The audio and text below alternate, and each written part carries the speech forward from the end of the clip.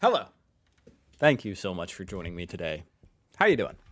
Today I'm reacting to the most broad video I've ever reacted to. How do Europe and the United States compare? I don't know. I mean, that's pretty much what every video I react to is about.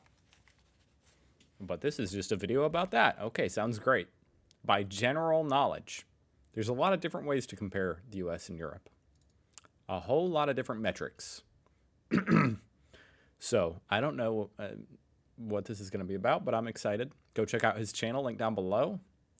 General knowledge. Europe. One continent, 44 countries, according to the UN, and 746 million people. The United I thought there were 50 countries in Europe. States are part of North America, only one country with 329 million people, less than half of Europe. The United States are often compared to the European Union or Europe as a whole a lot of times. So in this video I thought it would be interesting to take a look at a few indicators and check how it is that they in fact compare. We've already covered a few of the basics, amount of countries and population, but what about size? You know, that's kind of bothering me. I'm thinking like, how many countries in Europe? I really thought there were 50. Yeah, it says 50. But only 44 of them have their capital city on the European continent?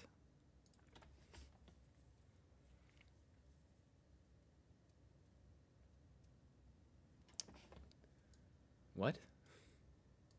Okay, so I think the answer is 50, but... The United States have an area of around 9.8 He does have an asterisk next to it.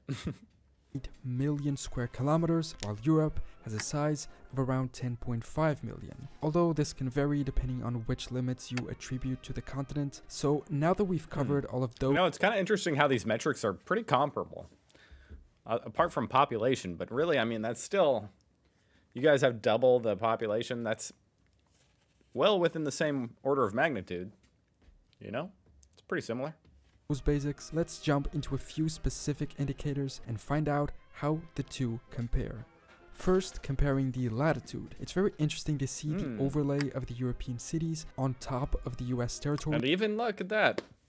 Even the latitude on Earth is the same. And vice versa. For instance, as stupid as it may sound, I had no idea Reykjavik was as further north as northern Canada. The same applies to Oslo. It makes sense that Portuguese and Spanish cities are on the same level as California, at least climate-wise, but it's weird, for instance, that Ankara is at the same level as Delaware. For some reason, I always thought it was so much further south. It's also strange to see that Los Angeles is on the same latitude as Algeria in North Africa, or that New York is at the same latitude as Azerbaijan. Speaking of Portugal, Spain, and California, how do the US and Europe compare when it comes to the hours of sunlight? Actually, you know what I want to do? I just want to see.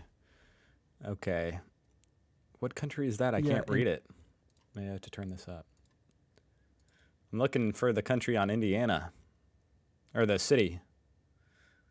The weather is most like this one, but I can't read it. I mean, that's not Indiana, but it's pretty close. Sort of. Whatever.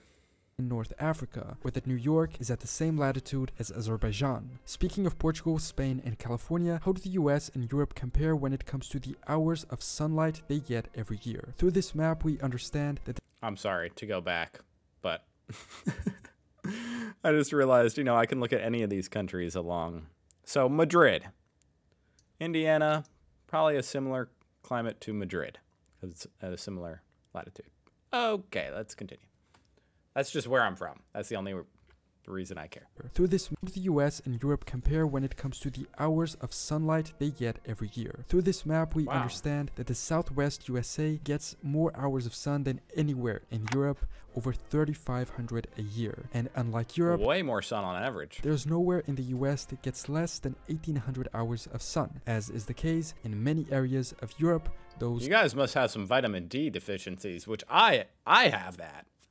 And I live, you know, well, I guess I live in the least sunny part of America, but still, more sunny than most of Europe. You guys got to check your vitamin D levels, in okay? light green, blue, and dark blue. It's also odd, at least to me who isn't an expert on this matter, how the amount of hours of sun isn't directly related to the latitude of the region. I always assumed that the closer to the equator you are, the more hours of I would have assumed that too. sun you get, but we can see on this map that this isn't the case at all. So what's going on? I'm trying to think, what's going on? Oh, gosh. Even though we can tell that I guess it's because the Earth's axis is tilted. I don't freaking know. usually southern areas get more sun. If you know which other factors determine hours of sun, let me know in the comments. Another interesting topic is human. That's really bothering me. Okay, the Earth is rotating around or orbiting the sun on a tilted axis, and it's spinning.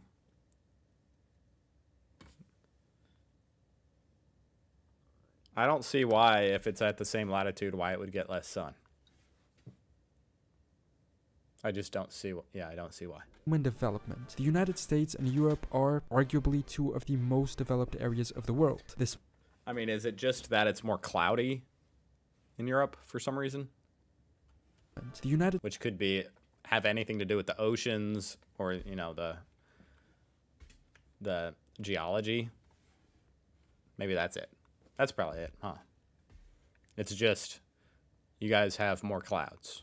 Hours of sun, let me know in the comments. Another interesting topic is human development. The United States and Europe are arguably two of the most developed areas of the world. This map compares the Human Development Index of each US state and each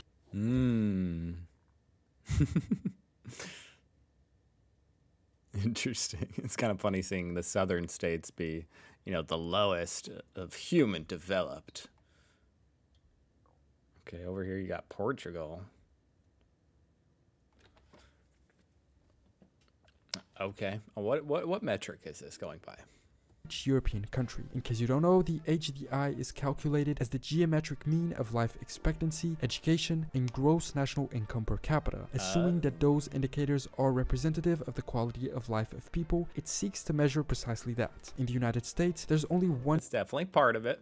state that doesn't make it into the top 3 HDI categories, Mississippi. When we look at Europe, only a handful of countries are in the top ranking: Iceland, Norway, Sweden, Ireland, Denmark, Germany, Netherlands, and Switzerland. And when you look at Eastern Europe, these levels go significantly down, with many countries in the lowest category, such as Ukraine, Turkey, Serbia, Bosnia-Herzegovina, Albania, and North Macedonia. In Western Europe, Portugal... It is an interesting divide between West and East Germany.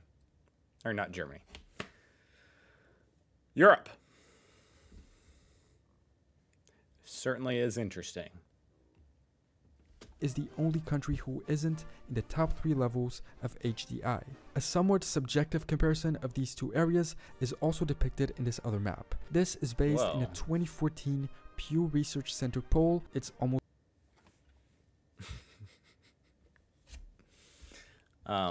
okay, Southern has a very high belief.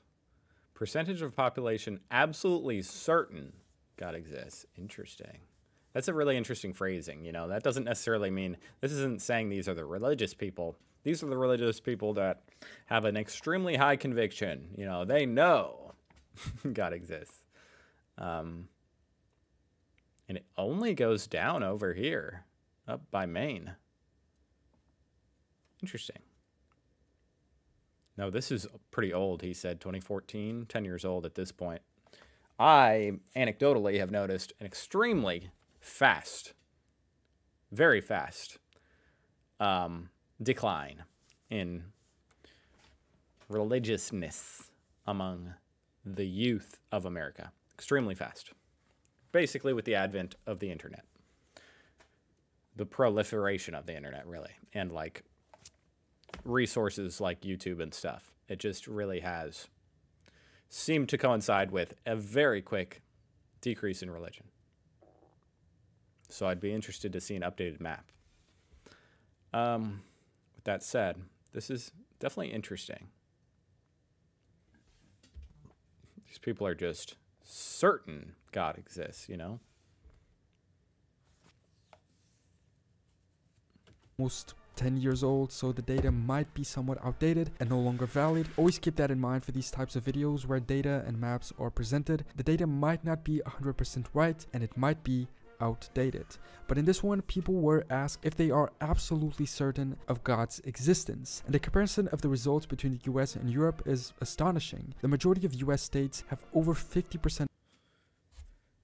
And it's interesting because I think that way they ask the question, you know, are you absolutely certain? I think that's part of the culprit of why there's such a huge distinction here. You know, it's a little bit, you're talking in absolutes. I think that maybe there's a little bit more humility and a little bit less arrogance in general, that you would be able to know everything for certain in Europe compared to America. Of people being certain of God's existence, some even surpassing 70%, those in dark blue. Only Vermont, Maine, and Massachusetts have results under 50%, while most of Europe is much less certain in their belief of God. Most of the continent is in yellow, with only 10 to 29% being certain of their belief. Portugal, Poland, Slovakia, Lithuania, and Ukraine, along with Bulgaria, go up to 30 or 49%, but still not reaching over half of the population. The rest of the Balkans is more religious, but it's only Georgia and Armenia who reach the dark blue level. There's a few countries missing from this map, those in gray. If you have any idea of how religious they are, leave a comment below. Another interesting thing we can compare are, and once again, there's a divide between the North and South states and the East and West Europe. Of how religious they are, leave a comment below. Another interesting thing we can compare are age restrictions in the US and Europe. Age restrictions can be applied to driving, voting, tobacco, or... Cool. Okay. So we got unsupervised car driving. Look how young. Basically the inverse of alcohol, you know, which is down here. You can be very young to drive a car in America, but you can't drink alcohol or smoke. So you can smoke at 18. See, they recently changed that. You used to be able to smoke at 18. I think it's, I mean, I don't know. I guess I think these laws are kind of crazy in general, but smoking, changing it from 18 to 21, I don't know. I just think if you're an adult, you should be able to make your own decisions. If you can sign a contract, then who the hell is Uncle Sam to be telling you if you can smoke a cigarette? In all freaking honesty, that's my opinion. Not that you should smoke a cigarette, but it doesn't matter what you should or shouldn't do. You don't have to live your life how you should. Voting age for national general elections. It's all 18. For the most part.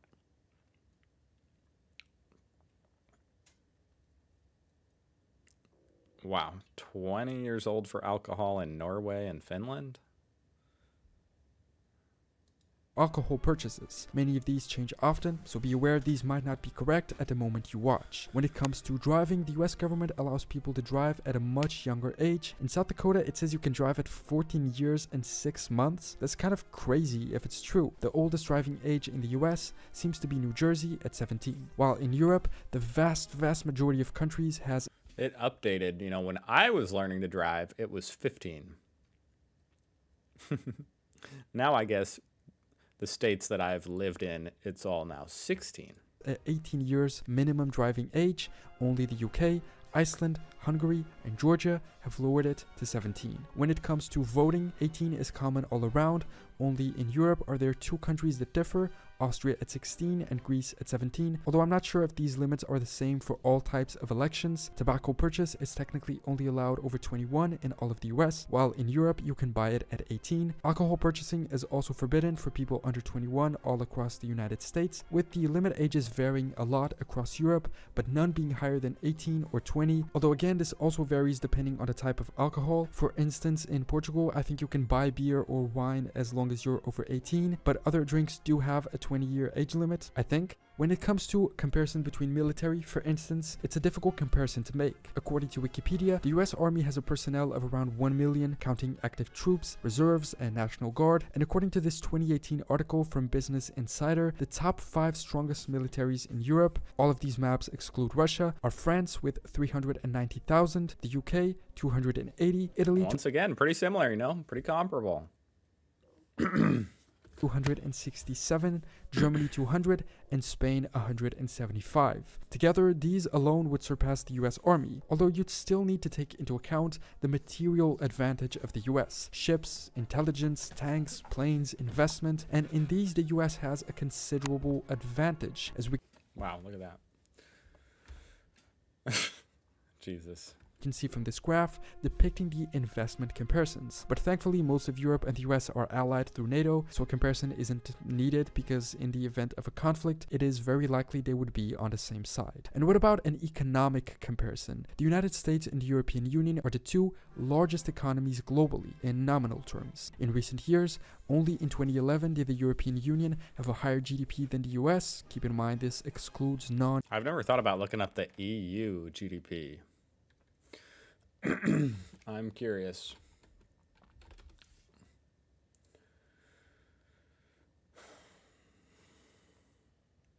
$20 trillion.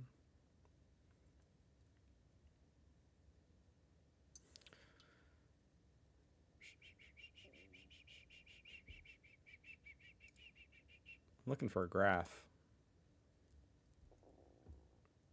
Whatever.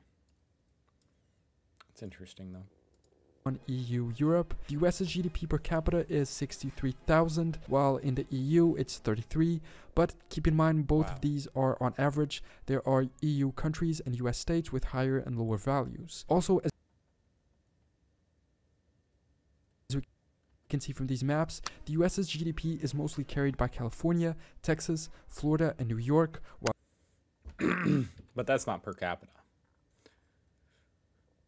I mean, it is true, of course. These places, you earn more money per capita. Like, I'm sure it is per capita higher, but that's not what this shows. These places are very highly populated, is what I'm saying. I'm just saying if you divide it out per capita, it would be more even than this. There's just a lot of people living in New York and California and Florida and Texas. the US's GDP is mostly carried by California, Texas, Florida, and New York, while Europe's is mostly carried by France, Germany, the UK, Spain, and Italy. When it comes to currency comparison, as I make this video, 1 euro equals $1.07. The euro's value has been higher. What is it now?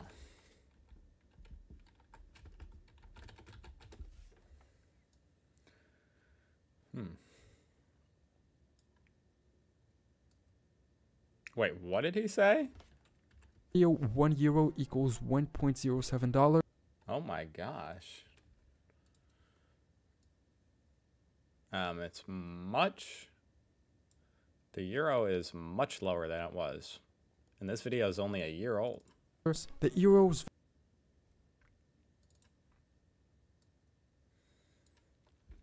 Interesting.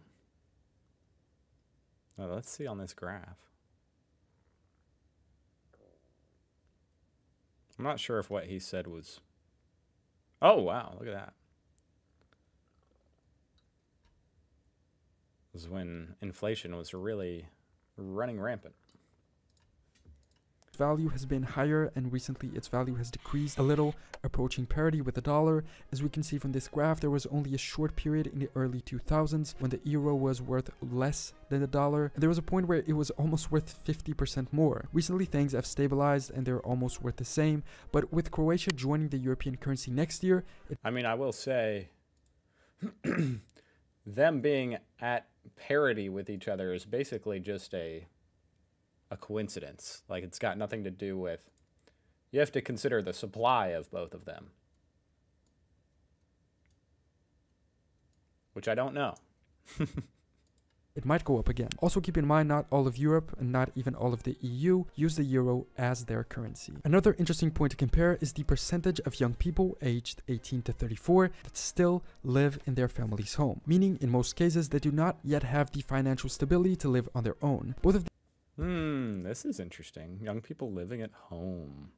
18 to 34. 30%, 37, 40%. Wow, because houses are so expensive in New York and Florida and California. Those numbers are very high. Oh my God. But look at North Dakota, only at 14%. Wow, okay. 1.5% in France? How is that? Why is that dramatically different than anywhere else? Italy, almost 50%. There's definitely some cultural aspect to this, but how's France? That doesn't seem right. these maps have data from 2015, but from the most recent information I could find about this, the numbers haven't changed a lot. In Europe, Nordic countries have very low values. They're also the highest income areas, so it makes sense people can more easily afford to live on their own, but it might also have to do with the cultural element. In Southern Europe, the amount of young people still living at home is tremendous, 44% in Portugal, 37% in Spain, and 46% in Italy, for instance, while Greece, Bulgaria, and Slovakia. There's a huge variance and variety over here in Europe, whereas in the US, it's all more grouped together. I do see it's interesting. This map over here says the US is at 14%, which just glancing at this other map of the US, it doesn't look like it's 14%. Like these disagree with each other, it looks like. Maybe these are different, slightly different ages. Are all above 50%. In the US, values are equally as high, with the difference being that there are no states at all below 10%. The lowest value is 14 in North Dakota, and the high. Yeah, I think we're comparing apples to oranges potentially here, because this map says the USA should be at 14%. So I don't think we can compare and say, oh, the US, Texas is 33 and Germany is 14. I don't think that's accurate. Highest being in New Jersey with 46, although none surpass 50%. These high values are usually connected with the fact that salaries do not pay enough and the cost of living is way too high. Yeah, I can see right here. This one is aged 25 to 34. This one is aged 18 to 34. So obviously way more people at 18 and 19 years old are going to be living with their parents. If you cut all those people out, age 25 to 34, that's a whole different thing. So, yeah, these are not measuring the same thing at all.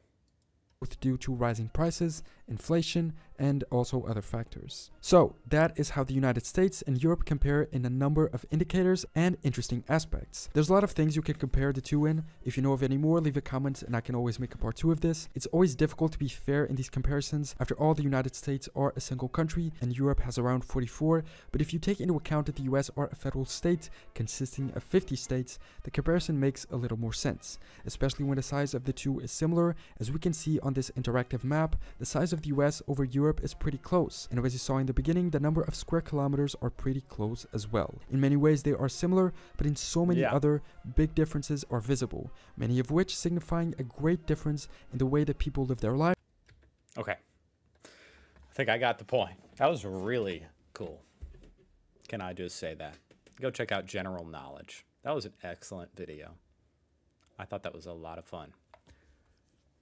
And compared, a lot of different metrics that I had never considered before. So that was really cool. Thank you for watching. I'll see you guys next week. Have a great weekend.